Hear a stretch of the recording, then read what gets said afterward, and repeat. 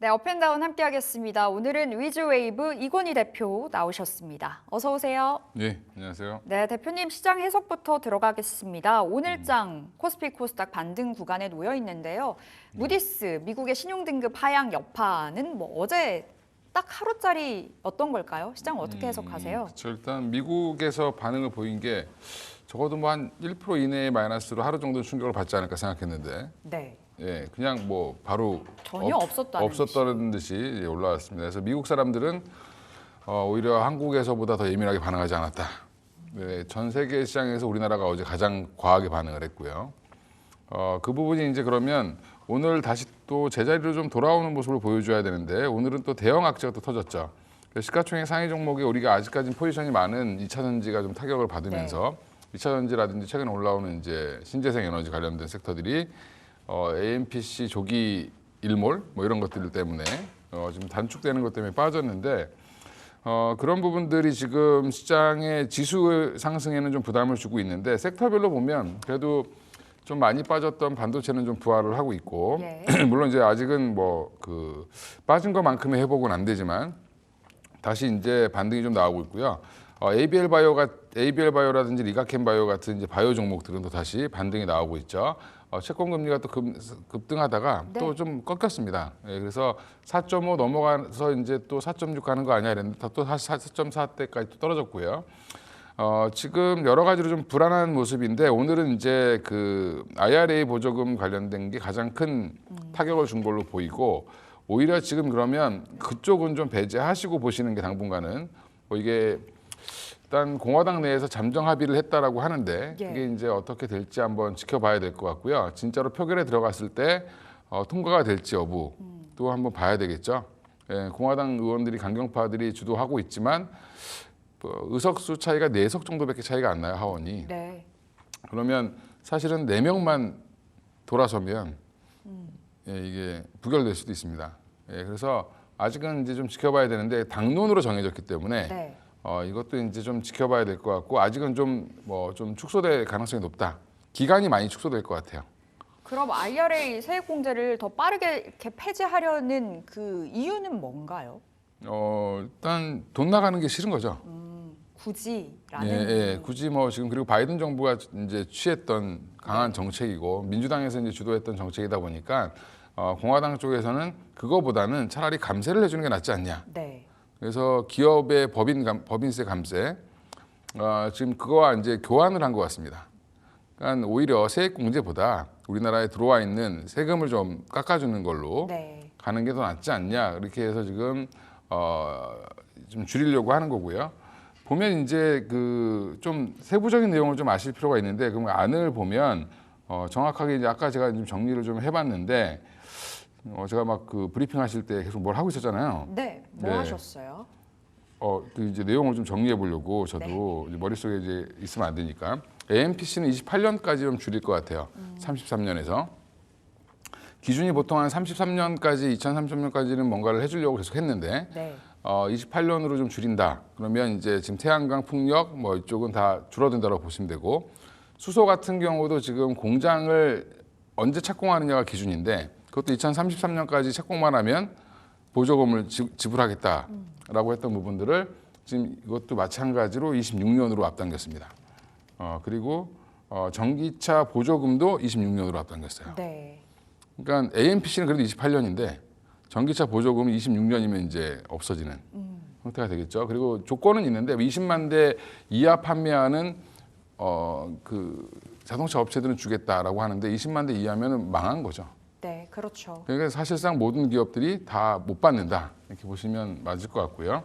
현대차를 비롯해서 GM, 포도 다 마찬가지일 것 같습니다. 그래서 이런 부분들이 지금 여파를 미치면서 안 그래도 안 좋은 지금 2차 전지 섹터가 더 안 좋고요. 오랜만에 반등하는 태양광, 풍력도 좀 안 좋은데 그래서 유독 근데 CS 윈드 같은 경우는 잘 지키고 있죠. 네. 유럽 매출이 워낙 많고 그다음에 미국의 매출이 올라오고 있는 부분도 이거에 그 AMPC에 큰 영향을 받지 않습니다. 풍력 같은 경우는. 그래서 오히려 지금은 좀 그 안에서 피해가야 될 섹터는 그나마 풍력이 되지 않을까 생각하고 유럽 있습니다. 쪽에 그 비중이 있기 때문에 그렇습니다. 말씀하시는 거죠? 그리고 미국의 비중도 뭐 그 AMPC가 그렇게 큰 영향을 미치지는 않습니다. 다른 이제 배터리보다는 받는 금액이 그닥 크지 않기 때문에. 네. 예, 그래서 지금 CS 윈드가 이번에 실적이 엄청 잘 나왔죠. 1분기에 1,250억 정도 벌었는데 작년에 번 돈의 거의 절반을 벌었습니다. 50%. 예, 분기에. 네. 그럼 올해 뭐 대충 해도 작년보다는 뭐 한 못해도 1,000억에서 2,000억 이상 더 벌겠죠. 예, 그래서 지금 오히려 이제 그쪽은 강한 흐름을 보이고 단기적으로 이제 국내 이슈로 올라왔던 종목들이 빠지는 게 좀 웃기긴 한데.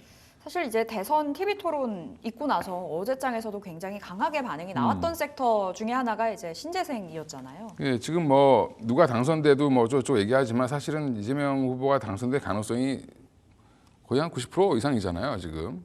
예, 지지율이 뭐 거의 50% 가까이 나오니까 45%에서 50% 나온다고 보면 그러면 이제 결국에는 신재생 에너지 사업은 국내에서는 드라이브가 걸릴 가능성이 높습니다. 그래서 오늘 빠지는 뭐 현대에너지솔루션 같은 네. 경우도 여기는 국내 매출 비중이 대부분이기 때문에 오히려 하나솔루션보다는 조금 더 미국의 이런 그 보조금 이슈에서는 좀 자유롭고요. 유니슨이라든지 뭐 SK오션 플랜트도 마찬가지입니다. 네. 그러면 이런 종목들은 오히려 조정이 나오면 또 하나의 매수 기회가 될 수도 있겠죠. 네. 어제 상한가 갔던 뭐 대명에너지 같은 경우도 국내에서 주로 풍력 발전 사업을 하고 있는 회사인데 시장에서 오해를 해가지고 이거 태양광 이렇게 생각하시는데 태양광이 아니고 풍력이 거의 90%입니다. 네. 이 회사는. 그래서 국내 풍력 단지들을 대부분 운영하고 있는 데가 대명에너지. 그러면 오히려 이런 쪽은 저는 뭐 괜찮은 흐름을 이어가지 않을까 생각하고 있습니다. 국내에 초점을 맞춘다면 여기서 압축시킬 수 있는 종목들이 나온다라는 그렇죠. 말씀이신 거고 HD 현대 엔솔 에너지 솔루션 그리고 대명에너지 정도 좀 보도록 유니슨도 하겠습니다. 괜찮을 것 유니슨. 같아요. 예. 유니슨도 지금 자리 잘 버텨줍니다. 어제 신고가 갔다가 지금은 한 0.1% 정도 그냥 그렇죠. 고합권에 머물러 있기 때문에 이 세 종목들 잘 챙겨보시면 좋겠습니다.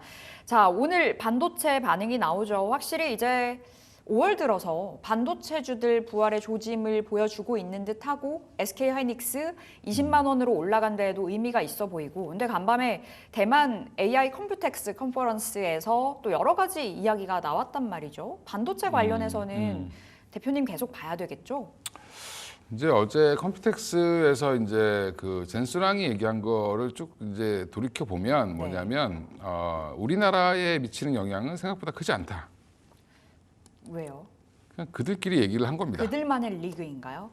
그러니까 이제 그러니까 한마디로 대만에다 자회사를 만들고 네. 대만을 기점으로 해서 뭔가 그 AI 중심국으로 AI 중심 키우겠다? 그쵸 AI 그 생태계를 구축하겠다. 네, 그다음에 엔비디아의 차세대 이제 뭐 성장 동력을 만들겠다. 네, 그러니까 한마디로 자기네들이 플랫폼을 AI 플랫폼을 만들어서 지금 뭐 NV 링크 퓨전 같은 경우는 뭐냐면 이게 엔비디아의 기기가 아니고 다른 반도체를 쓰는 데이터 센터들도 다 연결해서 쓸 수 있는 거를 만들어서 본인들 중심으로 뭔가 움직이려고 하고 있고 네. TSMC, 폭스콘 이런 회사도 이거 같이 손잡고 뭔가를 열심히 하겠다라는 건데 그러면 지금 TSMC 같은 경우는 지금 생산 캐파가 거의 풀로 들어가고 있어요. 네.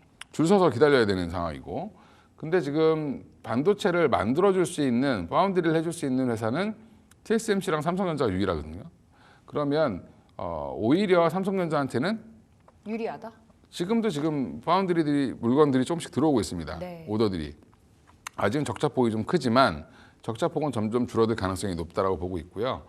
중장기로 보면 삼성은 어차피 파운드리로 드라이브를 걸 수밖에 없고 그다음에 SK하이닉스는 또 지금 TSMC랑 엔비디아랑 사이가 워낙 좋죠.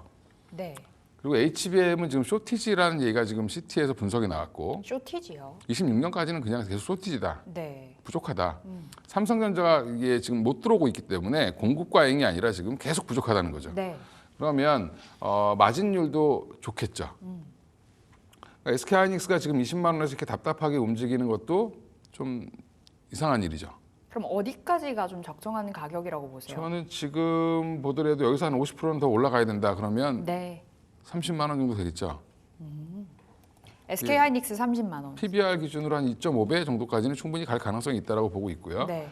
그러면 지금 SK하이닉스, 뭐 그다음에 한미반도체, 뭐 하나비전도 이제 참전을 했죠. 네. 거기에 이제 뭐 테크윙이라든지 뭐 이스페타시라든지 이런 종목들은 빠질 때마다 오히려 기회를 주는 거다라고 생각하시고 대응하시면 되고 여전히 HBM 너무 지겹지 않냐? 지겨운 게 아니라 지금 또 판도가 HBM4로 바뀌는 과정입니다. 네. 그럼 4 장비를 지금 이미 한미반도체는 공개를 했고 출시한다고 이제 그 곽동식 회장이 앞에 사진 찍고 뭐 했죠. 그분은 장비 앞에서 사진 찍는 거 굉장히 좋아하시는데, 예. 그래서 여전히 본인들이 앞서 나가고 있다라는 거를 지금 계속 강조하고 있는 거거든요. 네. 그래서 지금 또 CLSA라는 이제 외국계 증권회사에서도 12만 원짜리 리포트가 나오기도 했습니다. 한미반도체는 우리나라 사람들만 한미반도체를 무시하는 것 같아요. 전 세계 글로벌 열 손가락 안에 들어가는 장비 네. 업체인데 반도체 장비 업체인데 지금 자리에서는 지금 우리나라는 오히려 지금 하나비전에 막 열광했잖아요. 그렇죠. 새로 진입한다고. 근데 이제 결국엔 SK하이닉스랑 한미반도체는 결별을 못하게 돼 있기 때문에 반반 준 거죠 지금. 근데 이제 반반 주면 다 뺏긴 거 아니야 이렇게 생각하시는데 하이닉스 물량이 많아졌기 때문에 네. 반을 줘도 양은 많죠. 앞으로 더 발주가 나와야 됩니다. 6월달, 5월달, 6월달에 지금 6월달 넘어가면 지금 HBM4 발주도 들어가야 되고요. 네. 3E 뭐 16단 발주도 들어가야 되고 굉장히 지금 발주 물량들이 많을 수밖에 없어요. 지금 하이닉스가 공장이 부족해서 아마 공장을 더 지어야 된다는 얘기도 나올 겁니다. 그러면 그렇게 되면 저는 오히려 한미반도체는 지금 뭐 하나 세미텍이 들어오니 안 들어오니 해도 결국에는 네. TC 본딩 장비에서는 계속 주도를 해 나갈 가능성이 높다.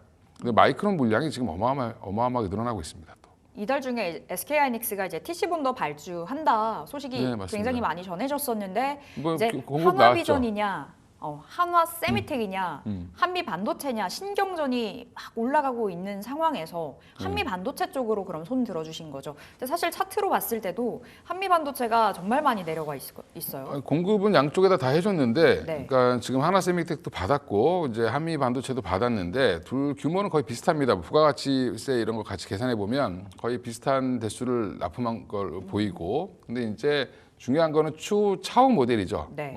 이제 HBM4 관련된 모델은 한미 반도체가 먼저 들어갈 수밖에 없는 상황이고, 그럼 또 하나세미텍이 또 따라 들어가겠죠. 네. 예, 이런 과정은 이제 있는데 지금 하나세미텍 장비가 7월 1일부터 배치가 됩니다.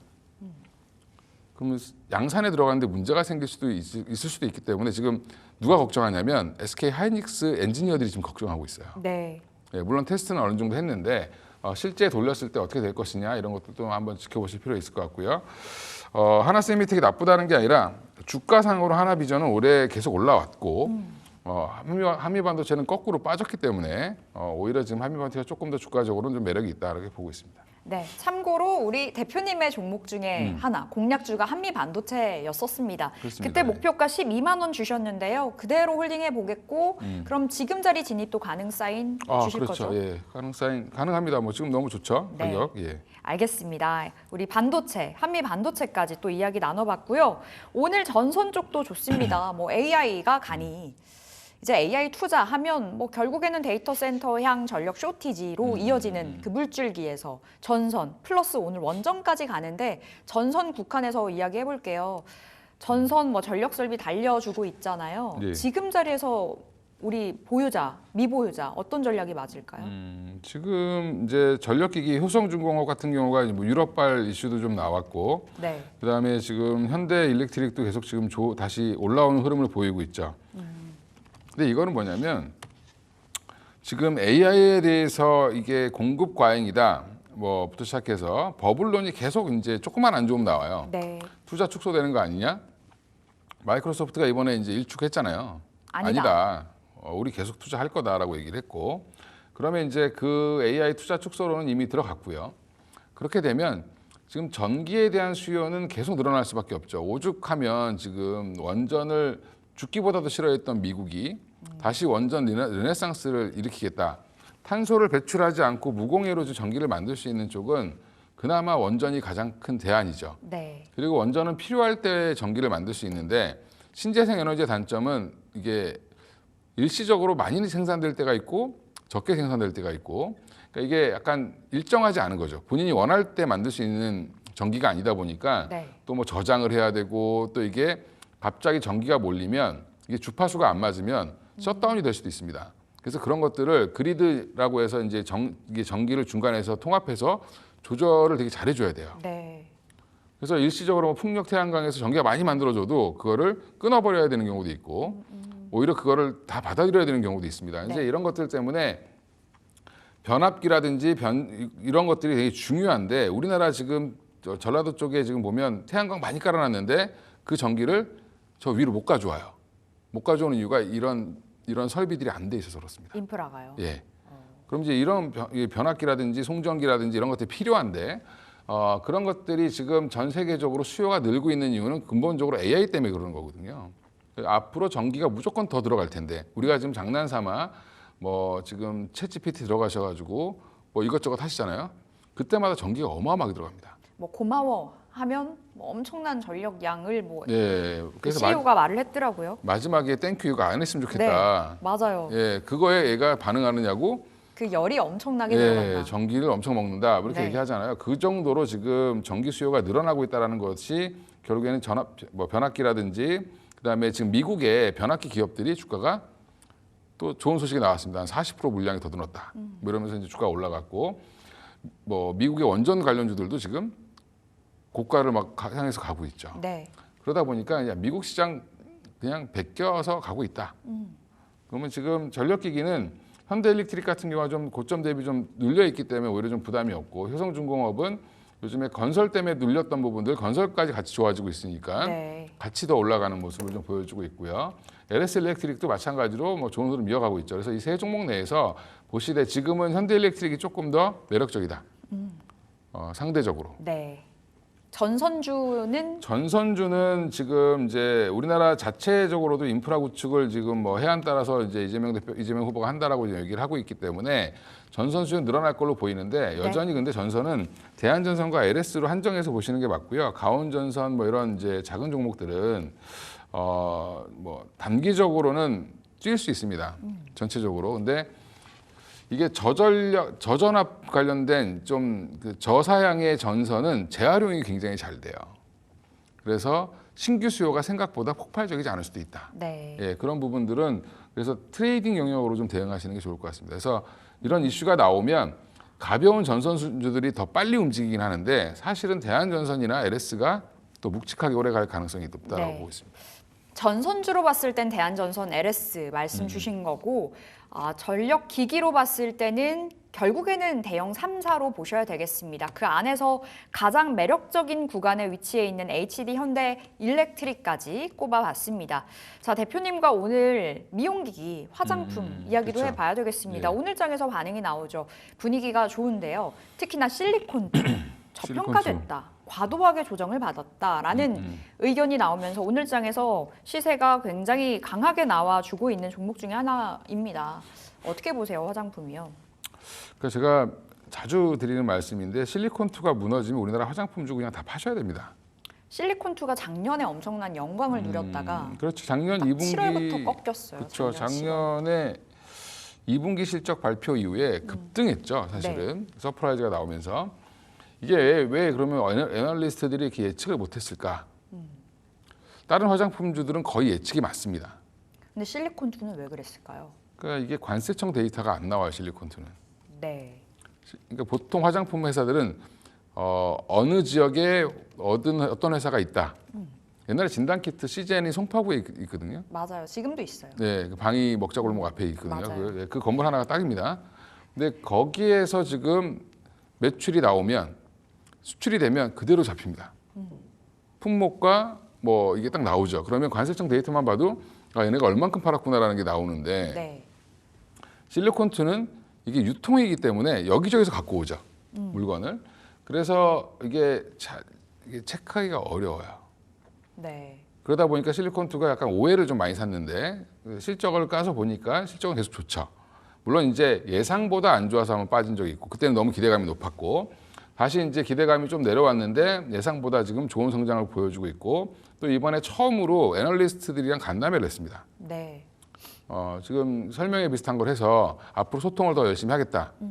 그리고 지금 유럽이 성장률이 굉장히 좋은데 작년 대비 뭐 40% 이상의 성장을 보이고 있는데 중동도 마찬가지고 그러니까 유럽이 어떤 장점이 있는지 이번에 애널들한테 설명을 잘한 것 같아요.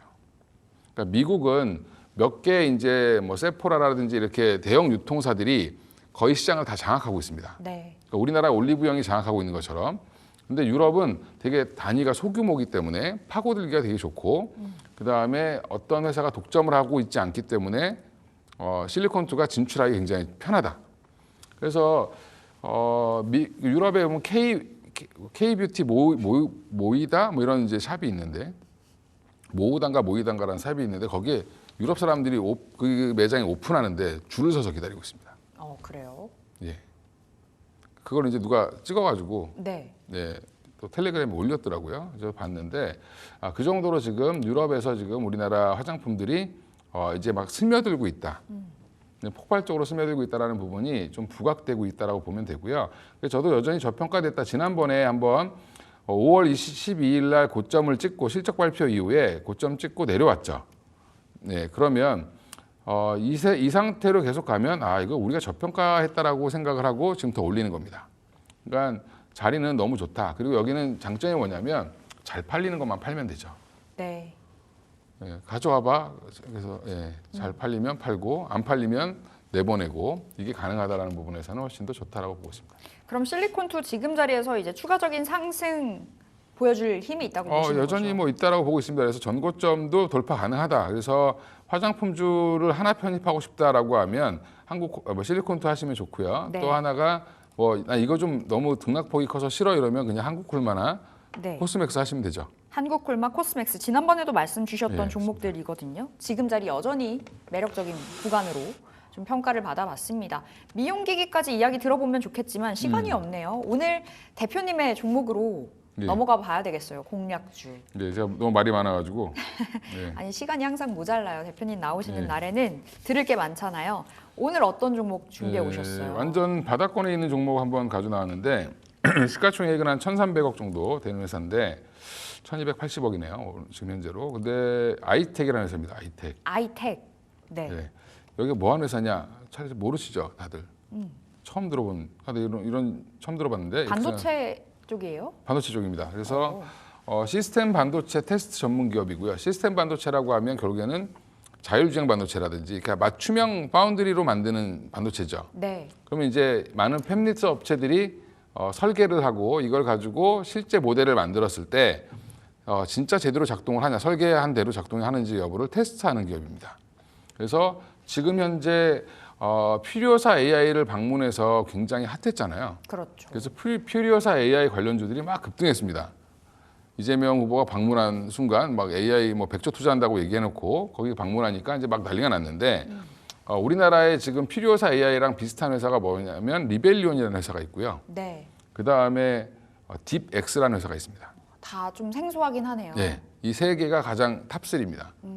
지금 근데 아이텍은 딥엑스의 그 반도체를 설계한 거를 처음부터 웨이퍼단부터 끝까지 다 테스트를 한다라는 부분이 강조돼 있고요. 그리고 지금 현재 돈을 버는 거는 자율주행 반도체가 지금 많이 쓰이고 있는데 저도 자율주행 기능을 가끔 이제 고속도로 달릴 때 쓰는데 그게 그 안에 다 반도체가 다 들어가 있는 겁니다. 거기에 맞춤형 반도체가 들어가는데 자율주행 반도체들이 뭐 수십 개 내지 뭐 수백 개도 들어갈 수 있는데 네. 그런 것들을 지금 다 테스트해주는 역할을 해주는 게 이 회사고요. 고객사가 130개가 넘습니다. 근데 현금도 무려 1,100억을 갖고 있는데 네. 시가총액이 1,280억이니까 너무 저평가되어 있다. 그래서 최근에 일봉 한번 보여주시면 지금 흐름은 계속 뭔가 해보려고 노력하는 차트가 보이고 있습니다. 거래가 한 번씩 터지는데 주봉을 보면 어떤 모습이냐면 바닥에서 이제 용 쓰려고 하는 모습이죠. 그래서 이런 종목들이 한번 튀면 저는 개인적으로 한 10,000원까지도 갈 수 있을 거라고 보는데 네. 일단은 목표가는 9,000원으로 말씀드리겠습니다. 9,000원 말씀드리고 손절가는 5,300원. 그래서 앞으로 지금 AI 반도체에 대한 수요 증가하고 자율주행 얘기 나오고 거기에 이제 딥엑스가 퓨리오사 AI와 같은 뭔가 퍼포먼스를 보이면 또 한번 부각이 될 수 있는 회사라고 생각하시면 될 것 같습니다. 네, 오늘 대표님의 종목 아이텍 받았습니다. 시스템 반도체 테스트 전문 기업이라고 하는데 목표가는 9,000원으로 그리고 손절가는 5,300원으로 아이텍 잡아보도록 하겠습니다. 자, 여기서 인사드릴게요. 위즈웨이브 이건희 대표 함께했습니다. 말씀 고맙습니다. 네, 감사합니다.